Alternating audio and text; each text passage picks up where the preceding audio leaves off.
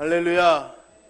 오늘 이 가운데 왕이신 예수 그리스도께서 우리의 생명을 살리기 위하여 오셔 십자가에 달리신 구속의 은혜로 우리의 영혼을 붙잡아 주시고 솟아있게 해주시는 귀한 은혜로 여러분들에게 충만하게 역사해 주실 줄로 믿습니다.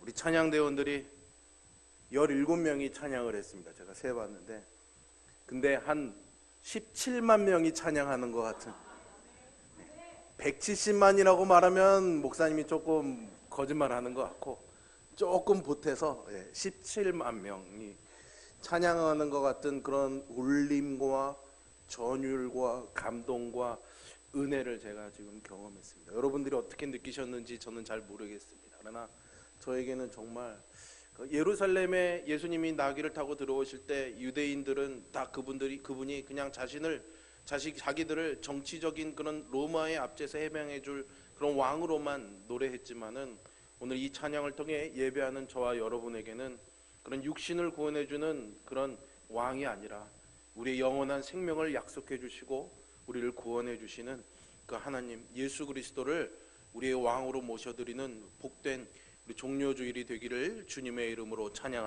축원합니다.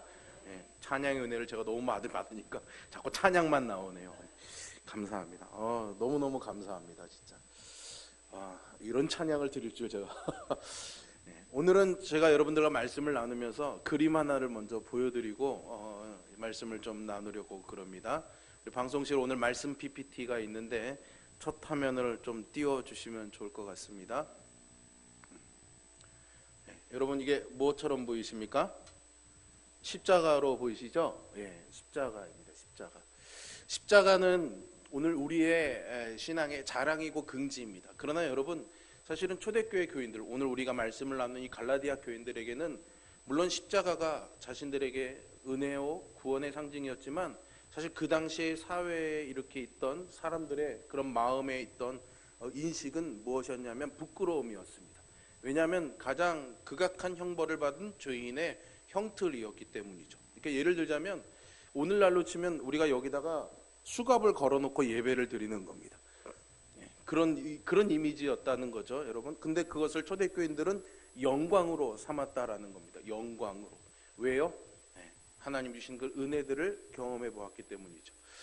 이 고난주간, 이 한 주간 동안 특별 새벽 기도를 하고 또 말씀을 묵상하면서 여러분들에게 이 십자가가 부끄러움이 아니라 정말 영광이요 은혜로 새겨지는 귀한 은혜들이 넘치기를 주님의 이름으로 축원합니다. 제가 많은 십자가 그림이 있음에도 불구하고 이 그림을 보여드리는 이유는요, 사실은 이 그림의 실체는 따로 있기 때문입니다. 이 그림의 실체를 여러분들에게 보여드리겠습니다. 화면을 넘겨주세요. 원래 이것이었습니다. 뭔지 아십니까 여러분? 어제 우리 3여전도에서 중식을 준비하러 나왔다가 맛있는 꼬막 비빔밥 그리고 맛있는 부침개를 이렇게 해서 같이 나눠 먹었습니다. 한참 식사를 하고 나서 제가 이렇게 옆에 테이블을 봤더니 어느 분이 부침개를 이렇게 드신 거예요. 아마 제가 어릴 때 이렇게 부침개를 먹었으면 아버지한테 젓가락을 한 대 맞았을 겁니다. 이놈의 새끼 왜 이렇게 음식을 이따구로 먹어 이렇게 했을 거예요. 근데 이 음식을 드신 분 얘기를 들어보니까 이 십자가의 은혜를 사모하면서 드신 건 아니고요, 사실은 바삭한 부분을 골라 먹다 보니까 그냥 이렇게 됐답니다. 누군지는 말씀 안 드리겠습니다. 아는 분은 알고 또 괜히 오늘 식사하러 가셔서 누구야 이거 물어보지 마십시오. 누구야 물어보지 마시고. 그런데 제가 마음에 그런 생각이 들었습니다. 식사를 하고 나서 올라와서 이제 주일 준비를 하고 말씀 묵상하면서 은혜가 넘치니까 먹는 것도 십자가가 새겨진 마음으로 먹는구나. 본인은 모르시겠지만 저는 은혜가 넘치는 사람의 삶에는 언제나 이렇게 보이지 않게 보이게 십자가가 드러나는 삶을 산다는 것을 제 마음에 하나님이 은혜로 주셨습니다. 의도한 것은 아니었지만은 마음에 항상 십자가가 새겨져 있는 것이죠. 여러분들의 삶에도 항상 겉으로 의식적으로 드러내는 것이 아니라 그냥 말씀을 따라 사는 삶이 이렇게 십자가의 영광으로 드러나는 그런 복된 생이 되시기를 주님의 이름으로 축원합니다. 그러니까 자유하는 거예요. 어떻게 먹든 어떤 모양으로 살아가든 그것이 어떻게 보면 제가 어린 시절 아버지한테 혼날 만한 모습일 수도 있겠지만 저거를 왜 이렇게 혼자서 음식을 다른 사람 못 먹게 이렇게 먹어라고 정죄할 수도 있는 거잖아요. 그죠? 그럼에도 불구하고 은혜가 넘치니까 서로 깔깔깔깔 웃으면서 재미있게 또 식사를 할 수가 있었던 거죠. 이게 다 은혜가 우리를 그렇게 이끌어가는 겁니다. 그리스도의 은혜가 아니면 우리가 어떻게 이런 즐거움과 기쁨을 나누며 살아가겠습니까? 여러분들의 삶에도 이런 은혜가 넘침으로 인해서 죄와 사망과 마귀의 권세 아래서 살아가는 것이 아니라 하나님이 주시는 은혜의 풍성함을 따라 그리스도 안에서 자유함으로 살아가는 귀한 은혜와 복이 여러분들의 삶에 넘쳐나기를 주님의 이름으로 축원합니다. 그림 내려주세요. 자꾸 배고파져요. 오늘 점심에 나오는 메뉴는 절대 아닙니다, 여러분. 갈라디아서가 그것을 얘기해주고 있는 겁니다. 은혜가 우리를 변화시키고 은혜 안에 살아가는 삶이 어떤 형편과 모습으로 살아가더라도 주 안에서 우리가 자유함으로 살아갈 수 있다라는 것입니다. 그래서 우리는 더 이상 종의 자녀가 아니라 하나님의 자녀다라고 바울이 가르쳐주고 있는 거죠. 그리고 오늘 본문에서 이제 새로운 주제로 넘어가고 있습니다. 사실 바울은 이 새로운 주제에 대해서 이야기했습니다. 이미 5장 6절에서요 사랑으로 역사하는 믿음이라는 표현을 쓰고 있는데요, 이게 무슨 말인가 하면은 믿음으로 하나님의 의롭다 하심을 받지 않습니까? 그러면은 그 믿음을 가지고 살아가는 삶은 사랑으로서 역사한다는 거죠. 그러니까 믿음을 가진 사람, 은혜를 받은 사람은 사랑하는 삶을 사랑으로 그것을 드러내는 삶을 살아간다는 것입니다. 그러니 지금까지 이 설명한 이 믿음에 대한 것들을 확신하고 갈라디아 사람들이 참 믿음을 가지고 살아간다면은 반드시 사랑으로서 자신의 그리스도인됨을 드러내며 산다라는 것이죠. 왜 그렇게 말할 수 있는가? 여러분, 우리는 사실 하나님의 은혜를 받을 자격이 없는 죄인이었습니다. 그럼에도 불구하고 하나님께서 우리를 사랑하심으로 인해서 우리가 그 하나님의 은혜를 누리게 되는 거죠. 하나님의 사랑 때문에 우리가 은혜를 받는 겁니다. 하나님의 사랑 때문에 죄인인 우리가 의롭다 하심을 받는 겁니다. 그러니까 우리는 사랑을 경험한 거죠. 사랑을 경험한 사람은 그 사랑을 나누어 주게 되어 있습니다. 이것이 사랑의 능력이고 사랑의 전염성이다라고 말할 수가 있는 것이죠. 이것은 우리가 어떤 좋은 분위기를 만들고 화기애애한 그런 분위기를 가지고 교제하는 것과는 아주 다른, 질적으로 다른 것입니다. 그리스도의 사랑, 하나님의 사랑을 경험함으로 인해서 그 사랑을 나누며 사는 것이죠. 그러면 우리가 이 사랑을 어떻게 드러내며 살 수 있는가? 오늘 바울의 설명을 차근차근 하나씩 따라가 보도록 하겠습니다. 바울은 우선 13절에서요 다시 한번 우리가 자유를 위하여 부르심을 입은 사람이다 라는 것을 거듭해서 강조하고 있습니다. 우리에게는 자유가 있습니다. 율법 아래 매여 사는 것이 아니라 복음의 자유함이 있는 것이죠. 그런데 이 자유함이 때로는 우리에게 잘못 사용될 수도 있다라는 것을 바울은 알고 있었습니다. 그래서 이것을 주의할 것을 당부하고 있는 겁니다. 교회 안에서는 보통 극단적인 두 가지 양태의 신앙의 모습을 볼 수 있습니다. 모두가 다 그렇다라는 것은 아니지만은 하나는 지나친 율법주의, 그러니까 뭘 꼭 지켜야 되고 해내야지만 마음의 평안을 누리는 그런 신앙적 모습이 있습니다. 두 번째는 너무나 이제 자유한 거죠. 그래서 자유에서 무엇을 해도 거리낌이 없는 겁니다. 그러니 죄를 짓는 것에도 부끄러움과 거리낌이 없는 겁니다. 그래서 교회의 질서를 때로는 무너뜨리기도 하고 다른 사람들의 눈에 보기에는 거룩한 모습을 볼 수가 없으나 본인은 하나님의 자녀라고 말하고 다니는 굉장히 이 뭔가 균형이 맞지 않는 그런 모습으로 살아가는 사람들이 있는 거죠. 바울은 갈라디아서를 쓰면서 이 두 가지 모두를 인식하고 있었습니다. 기본적으로 유대주의자들이 가르쳤던 것은 율법주의였고 바울은 지금 이제 오늘 본문의 앞에서 계속해서 이것이 교리적으로 뭐가 잘못되었는지를 계속해서 가르쳐 주었습니다. 그래서 바울은 그리스도인이 그리스도로 말미암아 자유하다라는 사실을 강조해 왔습니다. 워낙 율법에 매여 있었으니까 거기에 매여 있지 마, 너희는 자유해. 거기에 매여 있지 않아도 하나님은 사랑해. 거기에 그것을 다 지키지 못해도 하나님은 너희들을 사랑해. 그러니 자유해 라고 말해주고 있는 겁니다. 그런데 너무 그러다 보니까 이제는 반대편에 극단의 방종으로 치달을 위험성이 있는 거죠. 그래서 그것을 염두에 두고 오늘 당부를 하는 겁니다. 그래서 그 13절에서 그 자유로 육체의 기회를 삼지 말라라는 겁니다. 너희에게 주어진 그 자유를 가지고 육체의 자유로 삼지 말고 오직 사랑으로 서로 종노릇해라, 이렇게 당부하고 있는 거죠. 여러분, 자유하게 된 것을 육체의 기회로 삼는다라는 말이 무슨 말일까요? 지금은 어떤지 모르겠으면 지금도 그러겠죠. 저 군 생활할 때도 어디 군의 고참들이랑 외출을 나가게 되면은 그렇게 좋을 수가 없습니다.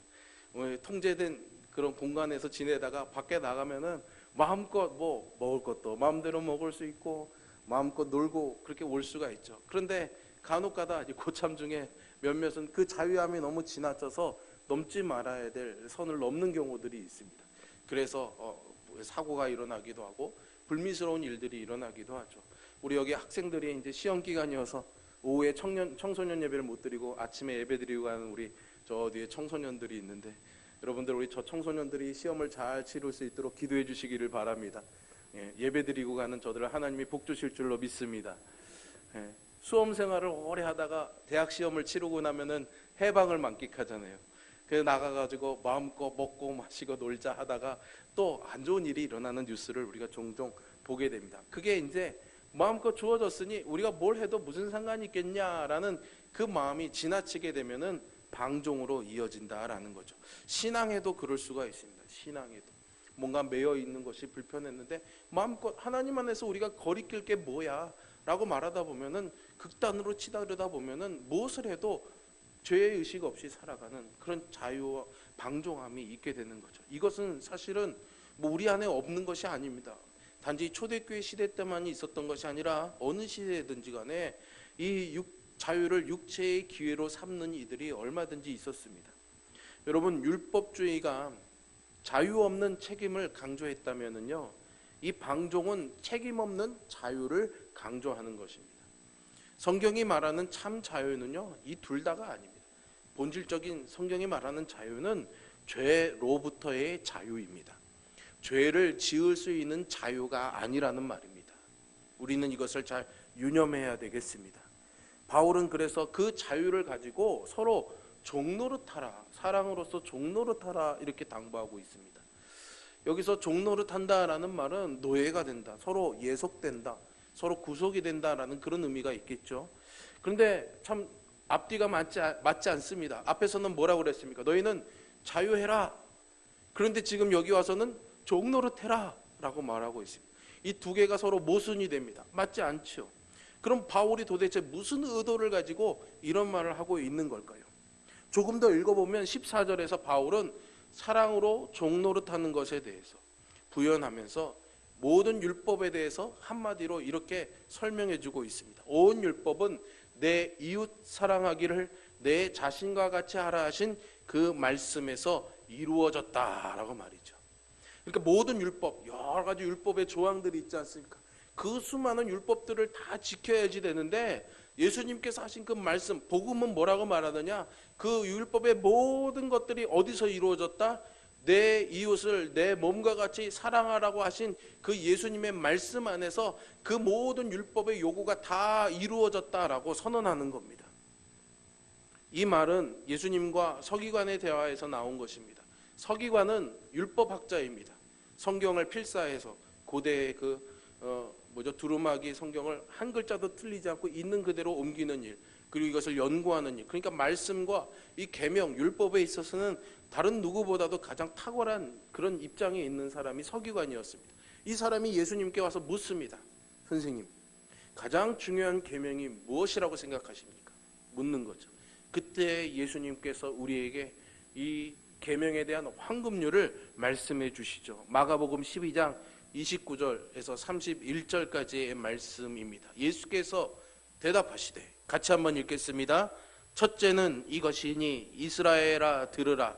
주 곧 우리 하나님은 유일한 주시라.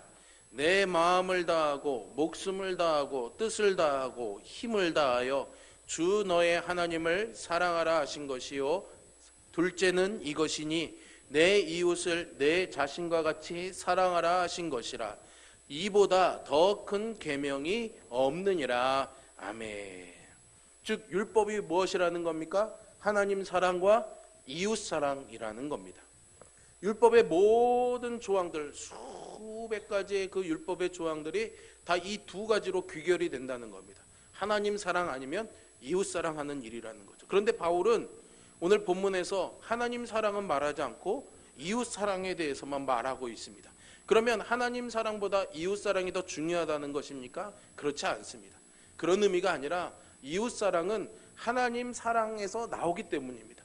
하나님을 사랑하기 때문에 이웃을 사랑할 수 있다라는 거죠. 그러니 이웃 사랑은 곧 하나님 사랑을 말하는 겁니다. 이웃을 사랑하는 것은 하나님을 사랑하고 하나님을 경외하는 데서 비롯되기 때문인 거죠. 바울은 그렇게 하나님을 사랑하고 이웃을 사랑하는 것이 율법을 온전히 이루는 것이다 라고 말하고 있습니다. 그러니 서로 종노릇해야 된다라는 겁니다. 우리에게 자유가 주어졌지만, 무엇이든지 마음껏 할 수 있는 자유가 주어졌지만 서로 종노릇해야 된다는 거예요. 그게 율법을 이루는, 하나님이 우리를 향하신 그 뜻을 이루는 거기 때문에 서로 사랑하고 섬기라는 겁니다. 그런데 이것은 바울이 만들어낸 이론이 아니라 그가 배운 것이었습니다. 그가 누구에게서 배웠겠습니까? 바울은 사도에게서 배우지도 않았습니다. 율법의 전통에서도 배운 것이 아닙니다. 그는 오직 그리스도에게서만 배웠습니다. 그리스도에게서만 배웠기 때문에 이렇게 사랑으로서 서로 종노릇하라, 이 본도 그리스도에게서 배운 것이죠. 주님은 십자가에서 사랑의 종노릇이 무엇인지를 너무나도 분명하게 우리에게 보여주셨습니다. 여러분, 예수님이야말로 그 어떤 존재들보다도, 이 땅에 있었던 그 어떤 인간들보다도 인간으로서 가장 자유한 분이셨습니다. 어디에도 속박될 수 없었고 어디에도 제한될 수 없는 분이었고, 모든 피조물들을 지으신 창조주이시며 전능하신 그분의 자유를 제한할 수 있는 존재는 아무것도 없었습니다. 그리고 그 어떤 권위도 그분에게 무언가를 요구할 수 있는 권위를 가진 것도 없었습니다.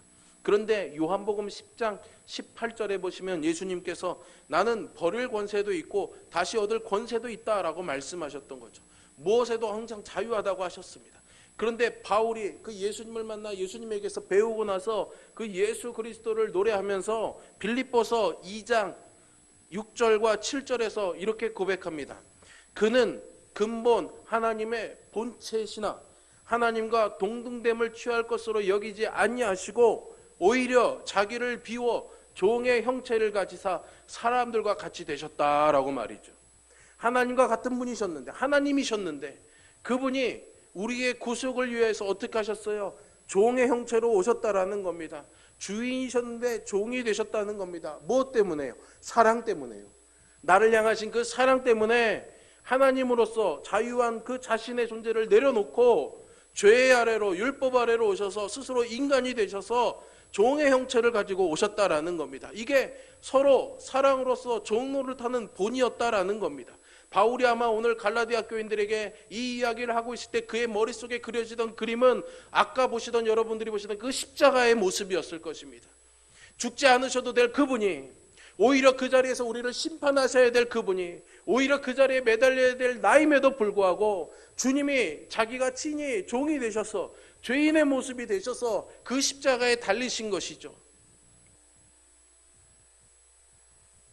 그래서 사랑의 종이 되는 그 섬김을 몸소 보여주셨습니다. 그 예수를 믿는, 그 그리스도의 대속을 믿는 우리도 주님의 그 사랑의 종노릇 아래에 있는 자유한 자임을 믿으시기를 바랍니다. 성자이신 예수님만 그 본을 보여주신 것이 아닙니다. 사도 바울은 성부 하나님의 사랑의 섬김을 다시 생각합니다. 성부 하나님께서 독생자 아들 예수 그리스도를 내어주시고 그분이 십자가에 달려 죽으시도록 허락하심으로 인해 그 아들을 내어주시는 사랑이 있었기 때문에 우리에게 이 자유가 주어진 것이죠. 하나님 또한 무엇에도 매이지 않는 분이시지만 우리를 사랑으로 섬겨주신 것입니다. 이것이 성부 하나님과 성자 예수 그리스도로부터 우리에게 주어진 무한한 사랑인 것이죠. 영원하신 그 하나님, 성실하시고 변개치 않으시는 그 하나님이 영원한 사랑을 우리에게 주신 무한한 영원의 책임을 감당해 주신 것입니다. 하나님이 죄인들을 향한 이 사랑이 무한한 것이라면 사실 우리가 사랑으로 종노릇함에도 사실은 이만하면 괜찮다라고 할 수 있는 순간은 결코 없습니다. 해도 부족한 것뿐이지요. 너무나 큰 사랑을 받았기 때문입니다. 바울은 여기에 한마디를 더 붙이고 있습니다. 15절의 말씀이죠. 만일 서로 물고 먹으면 피차 멸망할까 조심하라 그러면서 아주 단단히 당부하고 있습니다. 이게 무슨 말이겠습니까? 여러분들이 서로 해치고 헐뜯는다면은 양쪽 다 멸망할 테니 조심하십시오 라는 겁니다.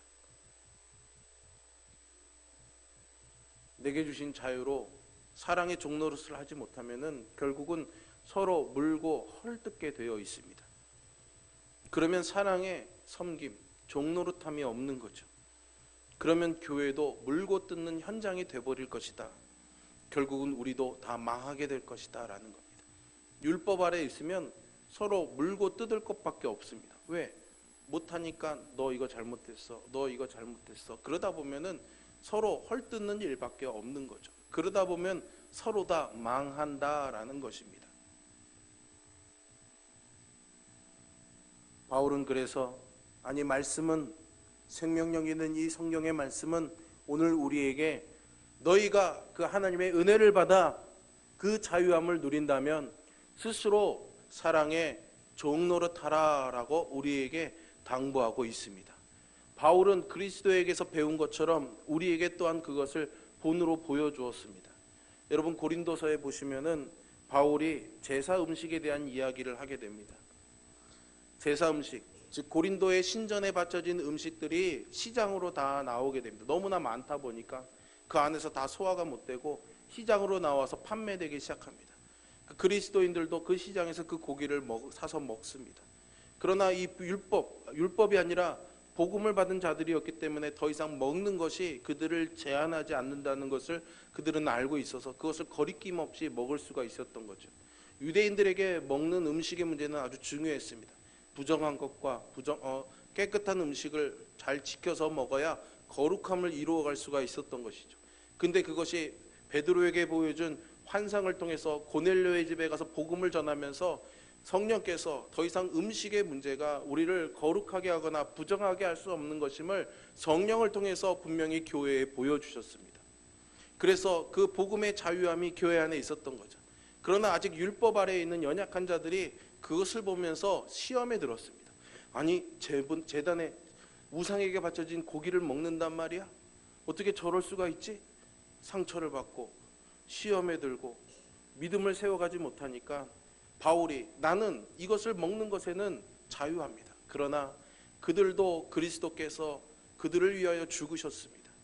그리스도께서 그 사람들을 사랑하셨습니다. 그래서 나는 이제 그들을 위하여 이 고기를 먹지 않기로 결심했습니다. 율법 때문이 아니라 그들을 사랑하기 때문에, 그들을 그리스도께서 사랑하신다는 것을 알기 때문에 나 스스로 나의 자유를 제한하는 거죠. 마음껏 먹을 수 있지만 먹지 않겠다라는 것입니다. 왜요? 그들을 사랑하기 때문에. 여러분 오늘 우리에게 요구하시는 하나님의 부르심도 마찬가지인 줄로 믿습니다.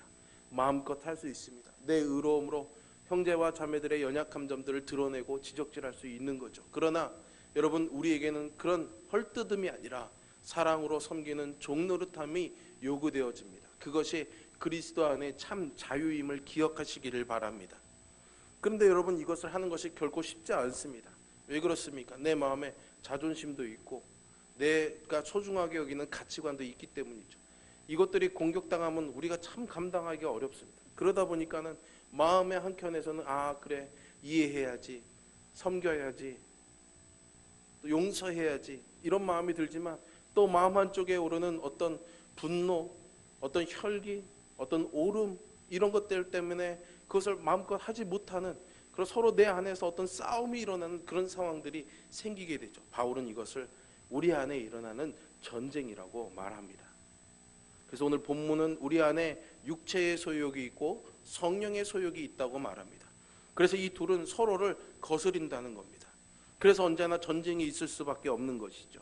여러분, 우리가 예수님을 믿고 거듭나면은 우리 안에 성령이 오십니다. 성령, 거룩한 영이 오시죠. 그러나 우리 안에 육체의 본성도 여전히 남아 있습니다. 그래서 이 두 힘이 각각 다른 곳으로 우리를 이끌어 가려고 합니다. 어디로 가야 되지? 어디로 가야 되지? 자꾸만 우리가 이렇게 흔들리는 거죠. 그래서 이 둘은 서로 대적하는 거죠. 우리 안에서 끊임없는 갈등을 통해서 싸움이 일어나는 겁니다. 이것이 바로 영적인 전쟁입니다. 지난 목요일 날 제가 목사님 몇 분과 6월 달에 우리 목사님들이 수련회를 갈 장소를 좀 보려고 강화도를 답사를 다녀왔습니다. 운전하는 길이 새로 생긴 그 고속도로여서 저에게 익숙하지 않은 길이어서 좀 조심조심 운전을 했는데 그 운전이 뒤에 따라오는 덤프 트럭이 좀 불편했던 것 같습니다. 제가 굉장히 운전을 잘하는 편인데 뭔가 그분에게 불편했던 것 같아요. 그러더니 덤프 트럭이 한참 있다가 갑자기 쌩 하고 저를 추월하더니 앞에 가서 브레이크를 콱 밟는 겁니다. 큰일 날 뻔했습니다. 오늘 여러분들 못 뵐 뻔했습니다. 하나님이 저를 여기까지 살려주신 줄 믿습니다. 그 순간 옆에 있는 목사님들이 이놈의 그렇게까지는 말씀 안 하셨고요. 10원 20원은 안 하셨고요. 저거 가만두면 안 된다고, 우리가 앞에 가서 응징하자고. 그래서 스타렉스가 아무래도 덤프트럭보다는 크지 않습니까? 작지 않습니까? 빠르고. 그래서 얼른 저도 추월해서 앞에 가서 응징을 하려고 왕 해서 나가다가 브레이크를 딱 밟았습니다. 이게 아니지. 하나님 그때 제게 마음으셨어요. 이루야, 네가 탄 차는 홍천 성결교회 차란다. 교회 이름이 붙어 있거든요. 그런 마음을 알겠습니다. 그래서 그 덤프트럭이 마음껏 저를 농락하도록 10분을 조용히 뒤에서 따라갔습니다. 하나님이 제 마음에 평안을 주셨어요. 근데 사실은 결코 제 마음이 편하지는 않았습니다. 왜냐면 마음 한켠에 막 억울함이 막 올라오는 거예요. 저걸 그냥 그렇게 보내? 막 억울함이 올라오는 겁니다. 이미 이제 길은 갈라져서 각각 다른 곳으로 갔지만 여전히 그 차 번호가 제 머릿속에 남아있어요. 80땡땡 여전히 차 번호가 남아있는데 언제 한번 만나면 가만두지 않으리라. 이걸 그게 우리의 마음인 겁니다. 성령이 우리 안에 말씀하셔서 순종하지만 끊임없이 우리 안에 있는 육체의 소욕이 우리를 그냥 내버려 두지 않는 거죠. 이것이 우리 안에 계속 싸움이 일어나고 있는 겁니다. 그러면 우리가 어떻게 해야 되겠습니까? 16절에 답이 있습니다. 16절에 내가 이르노니 너희는 성령을 따라 행하라. 이렇게 할 때 우리는 육체의 소욕, 육체의 욕심을 이루지 않게 될 것입니다. 성령을 따라 행하라. 성령을 따라 행하라. 여러분, 다른 길이 없습니다. 사랑으로 종로를 타는 거, 그래, 오늘 목사님 말씀 참 맞아. 나도 그렇게 해봐야지. 나도 그렇게 섬겨봐야지. 마음을 결심을 하고 다지지만 식당에 내려가서 밥을 먹으면서 왜 나만 국을 반 그릇밖에 안 떠주는 거야? 왜 나는 해물 2개밖에 안 주지? 금방 무너집니다. 우리는 우리의 의지와 결심으로는 이겨낼 힘이 없습니다. 그래서 하나님이 우리에게 선물을 주셨습니다. 연약한 우리를 알기 때문에 그렇게 살라고 선물을 주셨어요. 뭘까요? 성령님을 주신 거예요. 너 혼자 할 수 없으니까 도와줄게. 너 혼자 견뎌내기 힘드니까 내가 도와줄게. 성령님을 주시는 거예요. 너는 그러니까 이 성령님만 잘 따라오면 돼. 성령님의 음성을 들으면 돼. 뭘 잡으려고 붙들려고 애쓰지 마. 떠내려가지 않으려고 자꾸만 버둥거리지 마. 성령님만 따라가면 돼. 선물로 주신 거예요. 값없이. 무엇을 해야 주시는 것이 아니라 연약한 우리를 알고 먼저 선물로 주신 거지요. 그런 성령은 우리를 죄에서 자유하게 하십니다. 더 이상 죄에서 벗어나려고 발버둥거리지 않아도 성령을 따라가면 죄에서 자유하며 사는 거죠. 여러분, 하나님의 자녀임에도 불구하고 하나님 앞에 나올 때마다 수많은 죄책감이 우리를 괴롭힙니다. 오늘도 또 이걸 못했어. 오늘도 또 저걸 잘 못했어. 그 수많은 죄책감이 예배의 기쁨을 빼앗아가 버립니다. 그 수많은 죄책감이 섬김의 기쁨을 빼앗아가 버립니다. 그러나 성령은 우리를 이 죄로부터 자유하게 하십니다. 그분을 따라가면 되는 거죠. 둘째는 서로 사랑으로 종노릇하는 자유를 주십니다. 우리가 언제 서로 사랑으로 종노릇할 수 있는가? 바로 그리스도와 사랑에 빠질 때입니다. 성령께서 이것을 가능하게 하시는 거죠. 그래서 그 기쁨과 사랑으로 종노릇하는 겁니다. 여러분, 젊은 부부가 아이를 낳으면은 이 아이의 모든 것들을 집중하고 살아가게 됩니다. 엄마는 아이를 위해서 직장을 쉬기도 하고요.